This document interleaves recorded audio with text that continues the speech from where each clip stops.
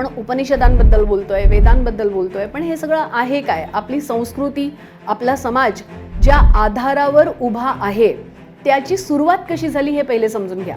याच्यामधून जीवनाच्या समस्यांना सोडवून त्यांना जीवनाला दिशा दाखवणारे, मानवी विचारांना सुदृढ करणारे आणि धर्म आणि विज्ञान यांच्यामध्ये समन्वय साधणारे आपले ग्रंथ होते. मीच ब्रह्म आहे म्हणजे या परमात्म्याचा अंश मीच आहे. मी आणि परमात्मा वेगळा नाही. हे शरीर नश्वर आहे आणि माझं अस्तित्व या शरीराच्या पलीकडे आहे हे सांगणारा होता Soham. Refined form of Vedas होते उपनिषद, म्हणजे वेदांचं शुद्ध रूप. तर स्मृती ग्रंथ 6 होते. यामध्ये नारद, पराशर सोबत, कात्यायन ब्रह्म सोबतच आपली मनुस्मृती देखील होती. की या सगळ्या उपनिषदांमध्ये जे तत्वज्ञान दिलेलं आहे तोच मानवी जीवनाचा आधारस्तंभ आहे. सो याच मुंडक उपनिषदातल्या 3ऱ्या अध्यायातल्या पहिल्या खंडातली जी पहिल्या श्लोकातली कहाणी आहे ती आज आपण ऐकणार आहोत. तुझा जन्मच झालेला आहे आकाश गाठण्यासाठी. तू आकाशात भरारी घे. हे आकाश तुझं घर आहे. तू जमिनीवर काय करतोय? जा या परमात्म्याने दिलेल्या शक्तीचा, या बळाचा, या बुद्धीचा पूर्ण वापर कर आणि आकाश गाठ. आणि मग एक दिवशी असा चमत्कार होतो की त्या सुप्त बुद्धीला जाग येते आणि मग घडतात मोठे मोठे नेतृत्व, मोठे मोठे बिझनेसमॅन.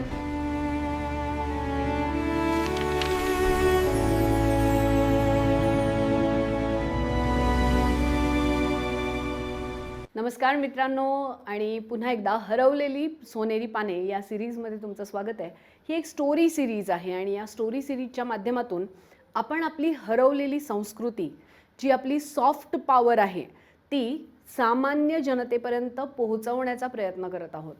सो आज आपण या सिरीजमध्ये चर्चा करणार आहोत एका अशा स्टोरीची, एका अशा गोष्टीची जी तुमच्या विचारांना दिशा देणारी गोष्ट ठरणार आहे.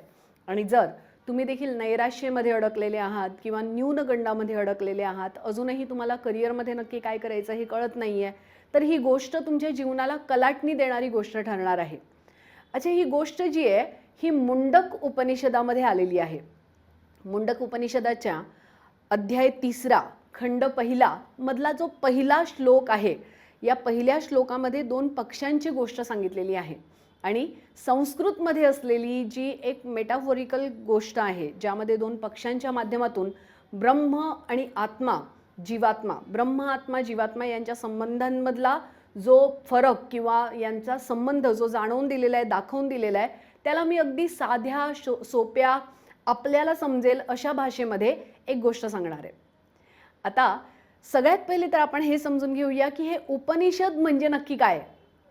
कारण आपण उपनिषदांबद्दल बोलतोय, वेदांबद्दल बोलतोय, पण हे सगळं आहे काय? आपली संस्कृती, आपला समाज ज्या आधारावर उभा आहे त्याची सुरुवात कशी झाली हे पहिले समजून घ्या. आता जर याचा आढावा आपण घेतला तर भारतीय समाजाचे जे आधारस्तंभ आहेत ते मानले जातात वैदिक ग्रंथांना. या वैदिक ग्रंथांमध्ये जर आपण भारतीय तत्वज्ञानाचा विचार केला तर हे फक्त ज्ञानाची भूक भागवणारे किंवा कुतूहल शांत करणारे ग्रंथ नव्हते. याच्यामधून जीवनाच्या समस्यांना सोडवून त्यांना जीवनाला दिशा दाखवणारे, मानवी विचारांना सुदृढ करणारे आणि धर्म आणि विज्ञान यांच्यामध्ये समन्वय साधणारे आपले ग्रंथ होते. यांचा ऐतिहासिक प्रवास पाहिला तर यांना 4 पार्टमध्ये डिवाइड करता येतं. पहिला होता वैदिक काळ.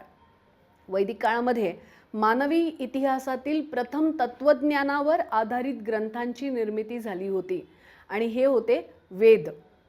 4 वेदांची निर्मिती झाली. सगळ्यात जुना वेद आपला जो होता, सगळ्यात जुना जो वैदिक ग्रंथ मानला जातो तो होता ऋग्वेद. आणि ऋग्वेदामध्ये विविध उदाहरणांच्या माध्यमातून किंवा विविध कुतूहलाच्या माध्यमातून मानवी जीवनांचे अनेक प्रश्न उजागर करण्याचा प्रयत्न केला आहे. जसं ऋग्वेदामध्ये सगळ्यात पहिला प्रश्न जो मानवाने विचारलेला आहे तो आहे कोहम. मी कोण आहे? माझा जन्म का झालेला आहे? माझ्या जन्माचं नक्की उद्दिष्ट काय आहे? हे ब्रह्म आणि हे जग याचा माझ्याशी काय संबंध आहे? या जगातील दुःखांचा, या मानवी दुःखांचा खरंच कुठे अंत आहे का? हे सगळे प्रश्न ऋग्वेदामध्ये विचारले गेले होते. आणि महत्त्वाचं म्हणजे ऋग्वेदातले जे आर्य होते असं मानलं जाते की आर्यांनी वेद रचले होते. आता हे वेद श्रुती ग्रंथ होते, हे कंपाईल नंतर झालेले आहेत, लिहिलेले नव्हते, हे श्रुती ग्रंथ होते आणि या वेदांचे रचयिते आर्यांना मानलं जातं. आर्यांनी हे जे वेद रचले हे निसर्ग पूजक आर्य होते. हे सूर्य, चंद्र, पर्वत, शिखर, पशु, पक्षी, वृक्ष यांच्या सगळ्यांची पूजा करायची. नदीला नदीतमा म्हणणारे आर्य है ना. याचमध्ये सप्त सैंधव यांची व्याख्या आलेली आहे. 7 सिंधू किंवा 7 नद्या यांची व्याख्या आलेली आहे, ज्याबद्दल याआधी देखील आपली चर्चा झालेली आहे. त्यानंतर मग यजुर्वेद, ज्यामध्ये यज्ञ कर्मकांड सांगितलेलं आहे, आणि मग होता सामवेद, जिथून गायन संगीताचा उगम मानला जातो. अथर्ववेद जो होता हा या 3 वेदांपेक्षा थोडासा वेगळा होता. आणि अथर्व वेदामध्ये जादू टोणा, भूत प्रेत, पिशाच किंवा तावीज, गंडे दोरे, अगदी से आयुर्वेदिक औषधांबद्दल देखील अथर्व वेदामध्ये चर्चा केलेली आहे. म्हणजे अनअर्थली ऑब्जेक्ट बद्दल डिस्कशन केलेलं आहे अथर्व वेदामध्ये. आणि त्याचमुळे अथर्व वेदाचा विषय थोडासा वेगळा असल्यामुळे पहिल्या 3 वेदांना वेदत्रयी म्हणतात. ऋग्वेद, यजुर्वेद आणि सामवेद यांना वेदत्रयी म्हणतात. आणि अथर्व वेदाला थोडासा अनार्यांचा वेद असं मानलं जातं. याच काळात जे वैदिक काळ सुरू आहे, याच काळात आपले उपनिषद देखील रचले गेले होते. आता उपनिषद नक्की आहे काय? मी तुम्हाला म्हटलं, वेदांमध्ये जो मानवाने पहिला प्रश्न विचारला तो होता कोहम, मी कोण आहे. आणि मग याचं उत्तर त्यांना सापडलं होतं उपनिषदांमध्ये, सोहम. सोहम या शब्दाचा अर्थ होता मीच ब्रह्म आहे. म्हणजे या परमात्म्याचा अंश मीच आहे, मी आणि परमात्मा वेगळा नाही, हे शरीर नश्वर आहे आणि माझं अस्तित्व या शरीराच्या पलीकडे आहे, हे सांगणारा होता सोहम. आणि हे आपल्याला मिळालं होतं उपनिषदांमध्ये. आता उपनिषदांची अगदी साधी सरळ व्याख्या जर तुम्हाला समजण्यास योग्य करायची असेल तर याला आपण म्हणूया की refined form of Vedas. Refined form of Vedas होते उपनिषद, म्हणजे वेदांचं शुद्ध रूप हे होते उपनिषद.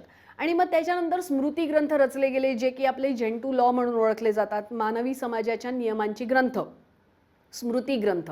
तर स्मृती ग्रंथ 6 होते. यामध्ये नारद, पराशर सोबत कात्यायन ब्रह्मसोबतच आपली मनुस्मृती देखील होती. आणि उपनिषदांची संख्या होती 108 उपनिषद. या 108 उपनिषदांपैकी बृहदारण्यक उपनिषद जे आहे हे सगळ्यात लॉंगेस्ट उपनिषद मानलं जातं आणि सगळ्यात छोटं उपनिषद आहे छांदोग्य उपनिषद.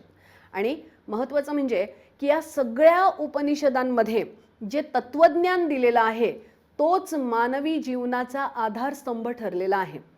सो या उपनिषदांमधून एक उपनिषद आहे मुंडक उपनिषद. याचं नाव तुम्ही याआधी देखील नक्कीच ऐकलं असेल. मुंडक उपनिषदामधून भारताचं जे घोषवाक्य आहे, राष्ट्रीय घोषवाक्य आहे, सत्यमेव जयते ज्ञानृतम, हे मुंडक उपनिषदामधूनच घेतलेलं आहे. सो याच मुंडक उपनिषदातल्या 3ऱ्या अध्यायातल्या पहिल्या खंडातली जी पहिल्या श्लोकातली कहाणी आहे ती आज आपण ऐकणार आहोत. आणि मग या वैदिक काळानंतर आला होता महाकाव्य काळ. आता हा जो महाकाव्य काळ होता यामध्ये रामायण आणि महाभारताची रचना झाली होती. रामायण आणि महाभारताचे जे कॅरेक्टर्स आहेत यामध्ये प्रभू श्रीराम आहेत, माता सीता आहेत, लक्ष्मण आहेत, भरत शत्रुघ्न आहेत आणि इतर सगळे है ना. या प्रत्येक कथानकाच्या माध्यमातून, या प्रत्येक चारित्र्याच्या माध्यमातून आपल्याला काही ना काही संदेश देण्याचा प्रयत्न केलेला आहे. जसं रामायणाचा संदेश आहे सहिष्णुता. महाभारताचं देखील रचना याच काळात झाली होती. याला महाकाव्य काळ म्हटलं जातं. आणि महाभारताने देखील आपल्या मानवांना, आपल्या येणाऱ्या पिढ्यांना एक संदेश दिलेला आहे. आणि युद्धस्व हा आहे यांचा संदेश. याचाच जे शेवटचा भाग होता ती आहे भगवद्गीता, ज्याला आता उपनिषदांच्याच यादीमध्ये सामील केलं जातं. भगवद्गीतेचा संदेश आहे युद्धस्व किंवा निष्काम कर्म. आणि त्यानंतर मग सुरू झाला सूत्र काळाचा काळ, ज्यामध्ये न्याय, वैशेषिक, योग, सांख्य, मीमांसा आणि वेदांत या 6 तत्वज्ञानांचा उदय झाला होता. आणि या 6ही तत्वज्ञानांचं मूळ तुम्हाला पुन्हा एकदा उपनिषदांमध्येच मिळणार आहे.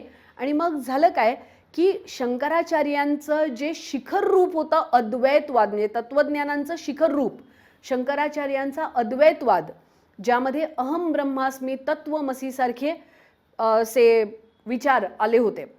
आणि याच्यानंतर मात्र आपल्या या सूत्रकाळाला, वैदिक काळाच्या साहित्यांना, उपनिषद काळांना, महाकाव्यांना उतरती कळा लागली. आपण हळूहळू काळाच्या ओघात आपला इतिहास, आपली संस्कृती, आपलं साहित्य विसरून जायला लागलो होतं. आणि याचं कारण हे होतं की विदेशी आक्रमणं भारतावर येत होती. विदेशी आक्रमणकर्त्यांमुळे सामाजिक रचना बदलली, राजनीतिक संरचना बदलली, आर्थिक संरचना बदलली आणि या सगळ्या उथलपुथलमध्ये, या सगळ्या ढवळाढवळमध्ये आपले उपनिषद मागे राहून गेले. मग यांना पुन्हा प्रकाशात आणण्याचं कार्य केलं होतं आपल्या संत मंडळींनी. यामध्ये होते संत ज्ञानेश्वर, संत तुकाराम, छत्रपती शिवाजी महाराज, संत मीराबाई, संत कबीरदास, संत तुलसीदास यांनी अगदी साध्या सोप्या भाषेमध्ये लोकांना कळेल असा उपनिषदांचाच मेसेज लोकांपर्यंत पोहोचवण्याचं काम केलं. यांनी लोकभाषेचा उपयोग केला होता. आणि मग याच कार्याला पुढे आणणारी जी पिढी होती ते होते महात्मा गांधी, रवींद्रनाथ टागोर, स्वामी विवेकानंदांसारखे लोक. आणि मग यांनी आपल्या येणाऱ्या जनरेशनला, म्हणजे आपल्याला, या सगळ्या मार्गदर्शनाच्या माध्यमातून मानवी जीवनाचं नक्की स्वरूप कसं असावं हे सांगितलेलं आहे. आणि याच्याच संदर्भात आज आपल्याला चर्चा करायची आहे. या चर्चेमध्ये आपण हे पाहणार आहोत की हा इतिहास आपला फक्त गोष्टींच्या स्वरूपामध्ये दडलेला नाही आहे. या गोष्टींमधून आपल्या जीवनाला एक दिशा मिळते, आपल्या जीवनातले न्यूनगंड संपतात, आपल्या जीवनातला एकाकीपणा संपतो आणि प्रेरणादायी गोष्टी पाश्चात्य जीवनामध्ये किंवा पाश्चात्य साहित्यामध्ये वाचण्यापेक्षा तुम्ही आपल्या उपनिषदांमध्ये बघा. आपल्या उपनिषदांमध्ये प्रचंड भरपूर ज्ञान दिलेले गोष्टी आहेत. आणि अशाच प्रकारे आज आपण चर्चा करणार आहोत. आता या उपनिषदांमधून, आता बघा, भारतामध्ये अनेक धर्म तुम्हाला बघायला मिळाले होते. भारतामध्ये अनेक विचारधारा अस्तित्वात आल्या. फॉर एक्झाम्पल, गौतम बुद्धांचा अनात्मवाद. गौतम बुद्धांचा अनात्मवाद किंवा क्षणिकवाद, जे त्यांची तत्वज्ञान होते, त्यांचे विचार होते, त्यांचं दर्शन होतं, या सगळ्याचा आधार होता कठोपनिषद. कठोपनिषदामध्ये याची चर्चा मिळालेली आहे. किंवा सांख्य आणि योग यांची जी त्रिगुणमय प्रकृतीची व्याख्या आहे, याचा देखील अंश किंवा याचा देखील संदर्भ तुम्हाला श्वेताश्वतर उपनिषदामध्ये मिळतो. आणि शंकराचार्यांचा जो ब्रह्म आणि जीवात्मा किंवा ब्रह्म आणि जीवात्मा यांचा संबंध आहे, जगत आणि परमेश्वर यांचा संबंध आहे किंवा आत्मा आणि परमात्मांचा संबंध आहे, अहम ब्रह्मास्मी तत्वमसी, हे जे विचार आहेत यांचा संदर्भ तुम्हाला मिळतो छांदोग्य उपनिषदामध्ये. याचा अर्थ असा की या सगळ्या विचारधारांचं मूळ स्त्रोत तुम्हाला उपनिषदांमध्ये बघायला मिळतं. आता याच संदर्भात एक स्टोरी, जी आपल्या जीवनाला कलाटणी देणारी स्टोरी आहे, ती इथे आलेली आहे. आणि या स्टोरीला म्हटलं जातं द्वासुपर्णा सयुजा. या स्टोरीचं नाव आहे द्वासुपर्णा सयुजा. आता या स्टोरीमध्ये काय सांगितलेलं आहे मी तुम्हाला सांगते. हे चित्राच्या माध्यमातून तिथे दिलेलं आहे. पहिली गोष्ट, हे मुंडक उपनिषदामधून आलेलं आहे. अध्याय 3, खंड 1 आणि श्लोक 1. आणि हा आहे तो श्लोक. ठीक आहे. ज्यांना संस्कृतचं थोडंफार नॉलेज असेल त्यांनी हा श्लोक बघा, आणि ज्यांना नसेल त्यांना मी त्याचा अर्थ सांगते. या श्लोकामध्ये 2 पक्ष्यांचं वर्णन केलेलं आहे.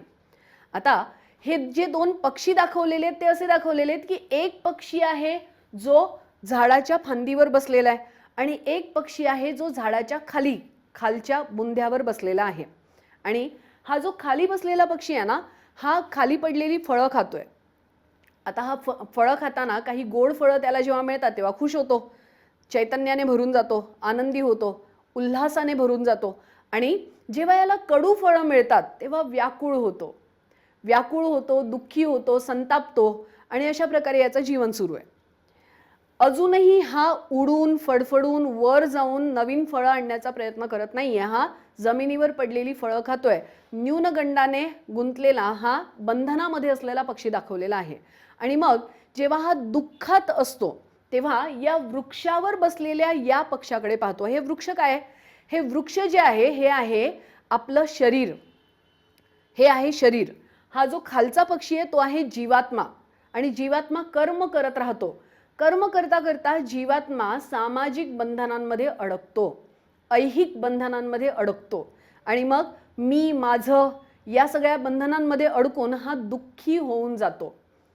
अनेक इच्छा आणि भरपूर स्वप्न, पण स्वतःच्या पंखांमध्ये असलेल्या बळाला न समजून घेता तो आपल्या आजूबाजूला जे रिसोर्सेस अवेलेबल आहेत त्याच्याचवर फक्त अवलंबून राहतो. ही आहे ही कहाणी.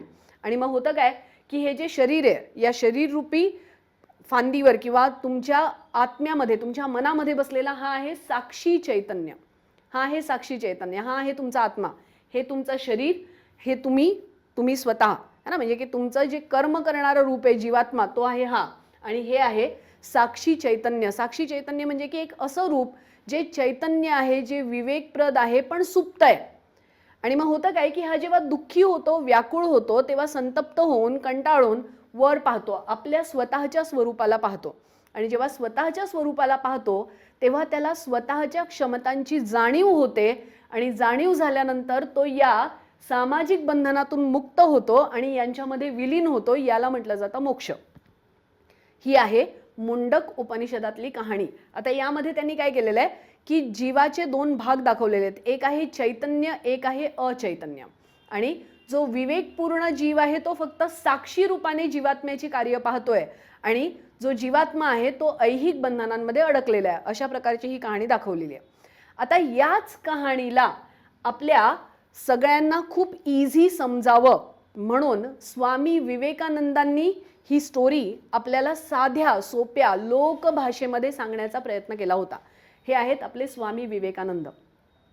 ही तीच जनरेशन आहे ज्यांनी या सगळ्या गोष्टींना, या सगळ्या स्टोरीजना पुढच्या पिढींना दिलं होतं, पुढच्या पिढ्यांपर्यंत मांडलं होतं. आणि मग यांनी जी स्टोरी सांगितलेली आहे तीच स्टोरी मी सांगणार आहे तुम्हाला त्यांच्याच भाषेत.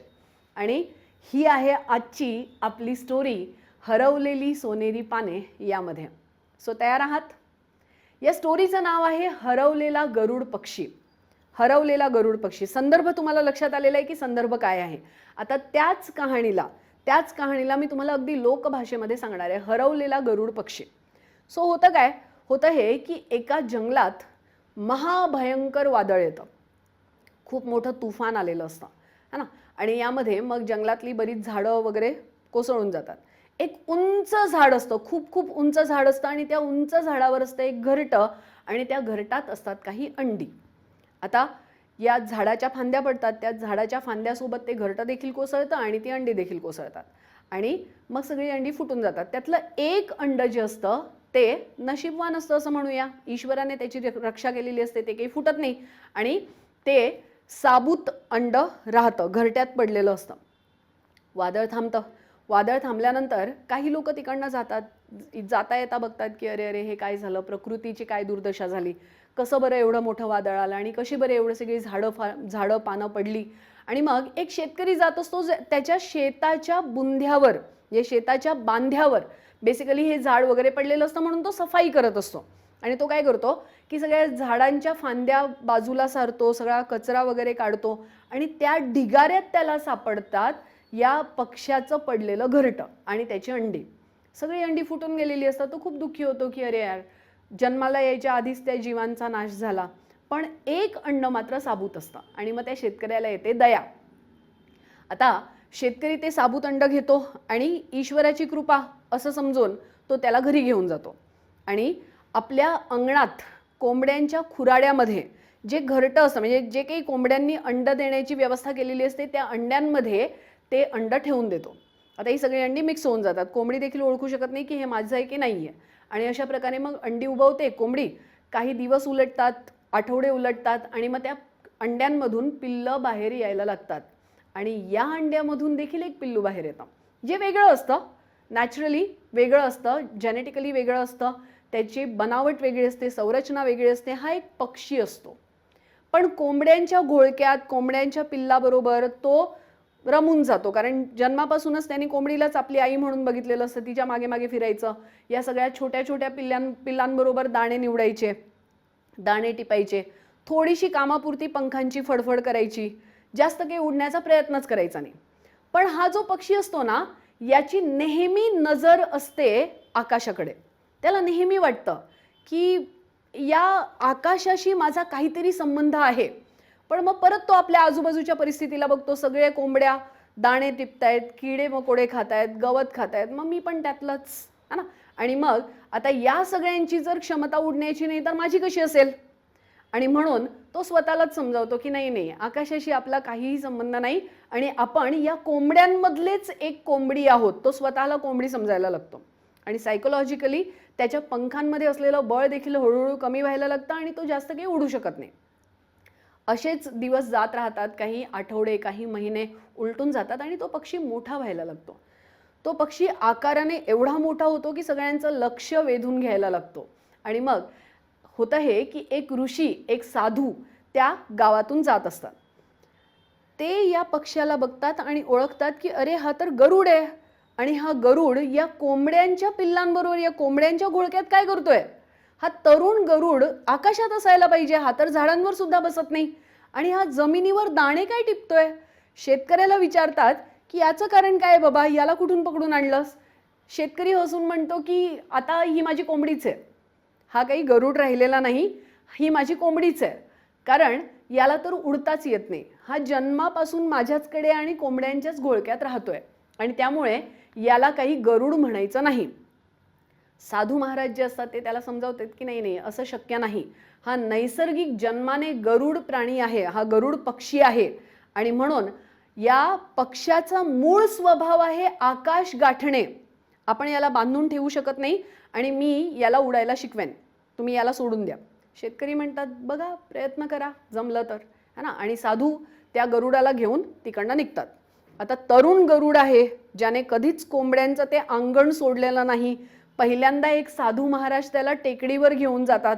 खूप घाबरतो, खूप घाबरतो, एवढा घाबरतो की त्याला अक्षरशः घाम फुटायला लागतो. गरुडाच्या तरुण पिल्लाला घाम फुटलेला असतो की मी नाही उडणार बाबा, हे काही माझं काम नाहीच, मला माझ्या आईकडे परत जायचं आहे. पहिल्यांदा घर सोडलेला गरुड, है ना. आणि मग हे साधू महाराज जे असतात ते थोडासा प्रयत्न करतात, हाही थोडासा पंख फडफडवतो, पण इतका घाबरलेला असतो की लवकरच आपलं घर गाठतो. साधू महाराजांना कळेना की अरे गरुड असं काय करतोयस, तुझा मूळ स्वभावच आहे आकाशात भरारी घेणं. आणि तरी सुद्धा तो काही गरुड उडायला तयार नाही. पहिला अटेम्प्ट फेल, दुसरा अटेम्प्ट फेल, तिसरा अटेम्प्ट देखील फेल. आणि मग शेतकरी म्हणतो की का बाबा तुम्ही तुमचा टाइम वेस्ट करताय, जा तुम्ही तुमचं काम करा, हा गरुड माझी कोंबडीच आहे. साधू महाराज म्हणतात नाही नाही, निसर्गाचा नियम मोडणं हे काही योग्य नाही. आणि साधू बाबा त्या गरुडाला घेतात आणि उंच टेकडीकडे घेऊन जातात. खूप उंच टेकडीकडे नेतात, इतक्या उंच टेकडीकडे नेतात की जिथे जमीन आता त्याला दिसत नाही. गरुडाला आता जमीन दिसत नाही. थंड हवा चाललेली असते, खूप उंच आकाशातले ढग आता जवळ आलेले असतात आणि या थंड हवेने आता गरुडाचे पंख देखील भरलेले असतात. आणि मग साधू त्या गरुडाच्या कानात म्हणतात की अरे तू गरुड आहेस, तू कोंबडी नाहीस, तुझा जन्मच झालेला आहे आकाश गाठण्यासाठी, तू आकाशात भरारी घे, हे आकाश तुझं घर आहे, तू जमिनीवर काय करतोय. साधू महाराजांची ती निष्ठापूर्ण अगदी डॉमिनेटिंग वाणी ऐकून गरुडाचे देखील डोळे चमकतात, त्याची एक सुप्त मेमरी जागी होते आणि त्या स्मृतीने त्याला आठवतं की मी कोंबडी नाही, मी गरुड आहे. त्याला साक्षात्कार झाल्यासारखं होतं आणि मग तो मोठे पंख पसरतो. त्या पंखांमध्ये आधीच हवा भरलेली असते, एक चैतन्य त्याला जाणवतं आणि बघता बघता आपला गरुड उडायला लागतो. सुरुवातीला थोडा धडपडतो, पण पाहता पाहता उंच उंच उंच भरारी घेत जातो आणि बघता बघता नाहीसा होतो. साधू महाराज म्हणतात की फायनली या पक्षाला त्याचं घर मिळालं. खूप आनंदाने साधू महाराज परत येतात आणि शेतकऱ्याला म्हणतात गरुड गेला, गरुड तुमचा उडायला लागला, त्याच्या घरी परत पोचला. सो ज्याची जी क्षमता असते ती त्याला मिळायलाच पाहिजे, हे या कहाणीतून स्वामी विवेकानंदांनी सांगितलं होतं. आता या कहाणीतून आपल्याला काय बोध घ्यायचा आहे. हे जे दोन पक्षी आपण पाहिले ना इथे, हे जे दोन पक्षी आहेत यातला हा जो पहिला पक्षी आहे लॉस्ट ईगल जो आहे आपला, है ना, हा जो हरवलेला गरुड आहे तो आहेत आपण. आपल्यामध्ये अथांग क्षमता आहे, अफाट क्षमता आहे. आपल्या बुद्धीवर आपलाच भरोसा नाही. आपण स्वतःला कोंबडी समजतोय कारण आपल्या सराउंडिंगमध्ये असलेली लोक आपल्याला समजावतात की अरे कठीण असतं, खूप कठीण असतं आणि इतक्या सहजासहजी होत नाही, है ना. पूर्ण व्यवस्था बिघडलेली आहे, खूप जास्त स्पर्धा झालेली आहे आणि या सगळ्या स्पर्धेमध्ये आपला काय टिकाव लागणार? आपण सामान्य माणसं, तुम्ही कोणत्याही सामान्य माणसाची कधी भेटा, कधी तुमच्या मित्राला भेटा, तो काय म्हणणार? मी तर गरीब माणूस, है ना? तुम्ही त्याला म्हणणार काय काय चाललंय सर आजकाल, किंवा काय चाललंय दादा आजकाल, तो म्हणणार आपलं काय, आपण गरीब माणूस, गरीबाचं काय असतं? ही जी आहे ना, हे न्यूनगंड आहेत. आपण स्वतःला गरीब गरीब गरीब गरीब गरीब, आपण साधी माणसं, आपण नाकाच्या सरळ चालणारी माणसं, आमच्याच्यानी तर काही होतच नाही, आम्ही तर सामान्यच जीवन जगणारी माणसं, हे म्हणून म्हणून स्वतःला त्या कोंबडीच्या घोळक्यातला गरुड करून घेतलेला आहे. आकाश आपल्याला खुणावतंय, पण पंखांमध्ये असलेली ताकद आपल्याला माहिती नाहीये, कारण सामाजिक बंधनांमध्ये आपण अडकलेलो आहोत. एका सामान्य माणसाचं जास्तीत जास्त स्वप्न काय असतं? पूर्ण आयुष्यामध्ये स्वतःचं घर घेणं, एक घर घेणं, एक गाडी घेणं आणि आपल्या मुलांना एका चांगल्या शाळेत शिकवणं. या पलीकडे एक सामान्य माणूस विचारच करू शकत नाही. त्या नोकरदार वर्गासारखं 24 तासाच्या त्याच्या 9 ते 5च्या जॉबमध्ये आपण अडकलेलो असतो आणि तुटपुंज्या सॅलरीमध्ये जे काही मिळतं त्याच्यात आपला उदरनिर्वाह चाललेला असतो. कारण आपल्या पंखांमध्ये असलेल्या बळाची जाणीवच आपल्याला कोणी करून देत नसतं. आणि मग ही जी स्टोरी आहे, ही स्टोरी आहे तुमची, हे आपण आहोत अडकलेले जीवात्मे. मग एक दिवस असा येतो की कोणीतरी गुरु, कोणीतरी शिक्षक, कोणीतरी स्वामी विवेकानंद बनून तुमच्या जीवनात येतं आणि मग ते तुम्हाला समजावतात की अरे तू कोंबडी नाहीस, तू गरुड आहेस आणि तुझ्या पंखांमध्ये एवढं बळ आहे की तू आकाश गाठू शकतोस. तू फक्त स्वतःवर विश्वास ठेव, योग्य दिशेने काम कर, योग्य स्ट्रॅटेजीने काम कर. हे पूर्ण जग तुझ्यासाठी आहे. तुझ्याकडे हरवण्यासाठी काहीच नाही. याच्या अजून खाली कुठे जाशील? आता फक्त वरच ना, आता फक्त वरच जायचं आहे आणि याच्यासाठी तू स्वतःच्या साक्षी चैतन्याकडे पहा आणि एकरूप होऊन जा. या परमात्म्याने दिलेल्या शक्तीचा, या बळाचा, या बुद्धीचा पूर्ण वापर कर आणि आकाश गाठ. आणि मग एक दिवशी असा चमत्कार होतो की त्या सुप्त बुद्धीला जाग येते आणि मग घडतात मोठे मोठे नेतृत्व, मोठे मोठे बिझनेसमॅन किंवा मोठे मोठे जे काही अचीव केलेले लोक ज्यांची कहाणी तुम्ही आता ऐकता. आणि हे सगळे याच्यातूनच जन्माला आलेले आहेत. लक्षात घ्या, कोणाला तरी कोणीतरी ढकलणारं एक साधू आहे आणि ते असतात आपले शिक्षक. आपल्या शिक्षकांची भूमिका आपल्या जीवनात खूप खूप खूप मोठी असते.